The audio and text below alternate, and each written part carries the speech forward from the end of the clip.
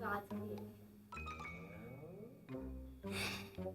God's creation. What I enjoy most is the people that He created, as well as our ability to enjoy it all. So I think when I think about that, He didn't just create the ocean waves, but He created us to be able to surf the ocean waves. And when I think about mountains, it's not just something beautiful, but it's something we can explore. Like mountains are hikeable and enjoyable in that way. So I love that God's creation is both beautiful and enjoyable. In daily life, what reminds me of God's creation oftentimes is the sun rising or even setting. That's one of my favorite things that I get to do and see in the mornings or in the evenings. It reminds me of God's presence is sunsets and sunrises.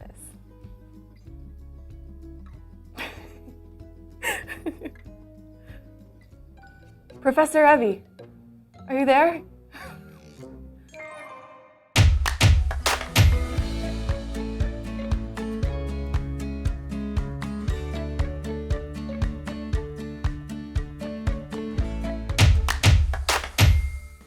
What is up, everyone? What is up, everyone? Okay. Okay.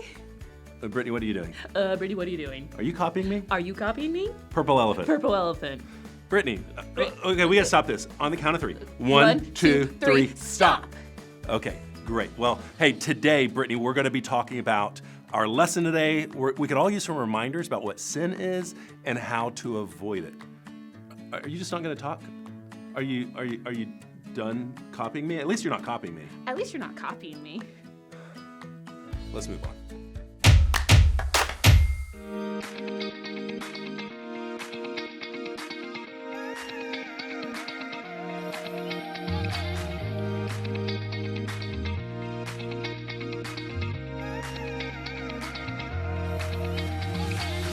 Waking up knowing there's a reason. All my dreams come alive.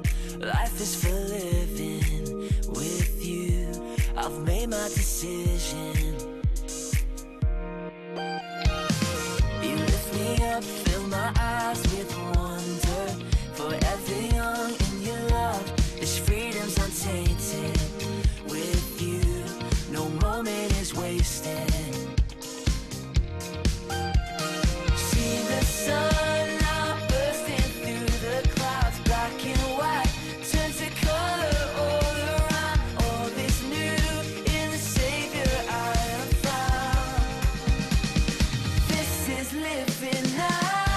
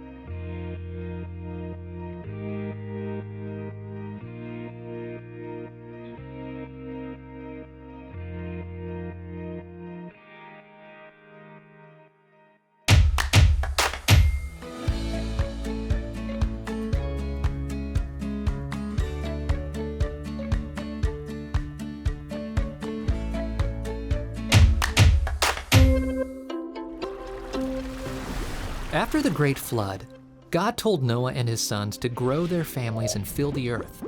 As their families grew, the people started to travel through the land. At this time, everyone in the world spoke the same language. One day, the people traveled through a valley. They liked it there and they decided to stay.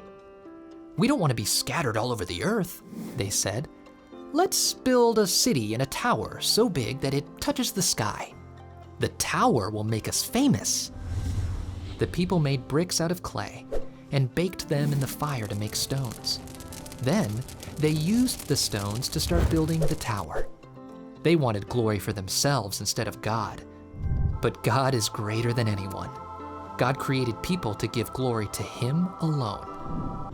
God came down to look at the tower. God said, "If they are doing this, they will keep thinking up more wrong things to do." So God mixed up the people's words. Instead of everyone speaking the same language, everyone spoke different languages. When people tried to make plans, they could not understand what the other people were saying. If one workman said, "Hand me another brick," nobody else knew what he wanted. The people had to stop building the city. Families had to move away from each other to live with people that they could understand. God made it so the people did just what He told them to do after the flood. They were scattered all over the world. The city with the unfinished tower was called Babel. People wanted glory for themselves instead of God. They ignored God's plan, so God confused their language and scattered them all over the earth.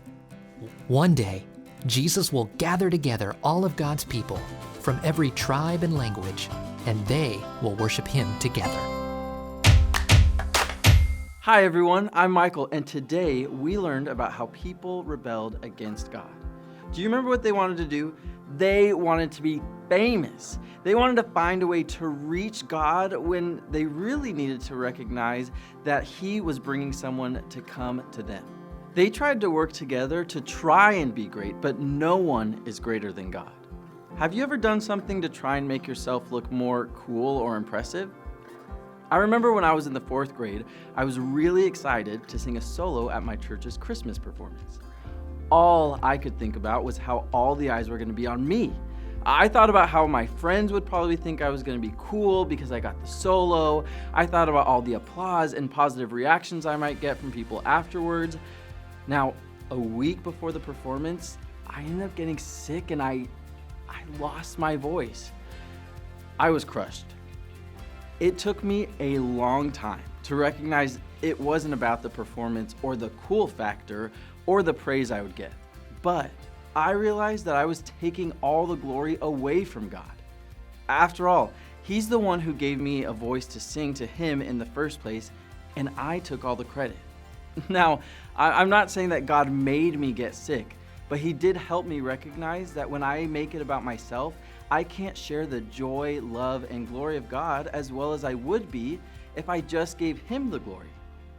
God stopped the people from trying to be famous and great. He stopped them by mixing up their languages and in the end, helped them do what He had called them to do. In your life, remember that you are made to glorify God. We are created to love and know God through a relationship with Jesus. Just like the story I shared, I want you to remember that you weren't created to do it on your own.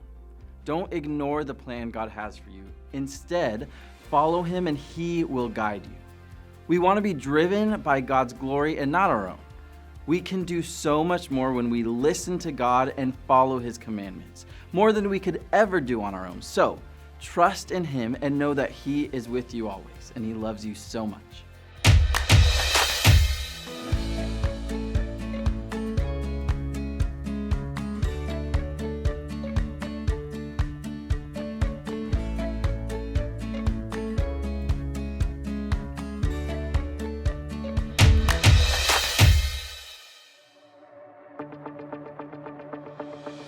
Whatever the distance or darkness, you're with me. You're with me. Whenever I'm failing or falling, you've got me. You've got me. You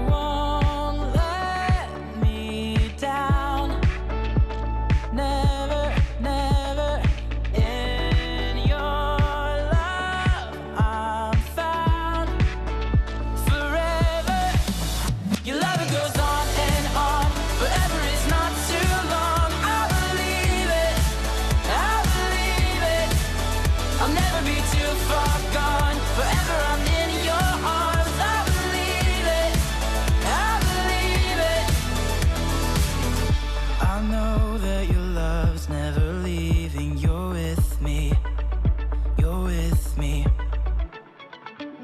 I stand on your promise and purpose. You've got me, you've got me.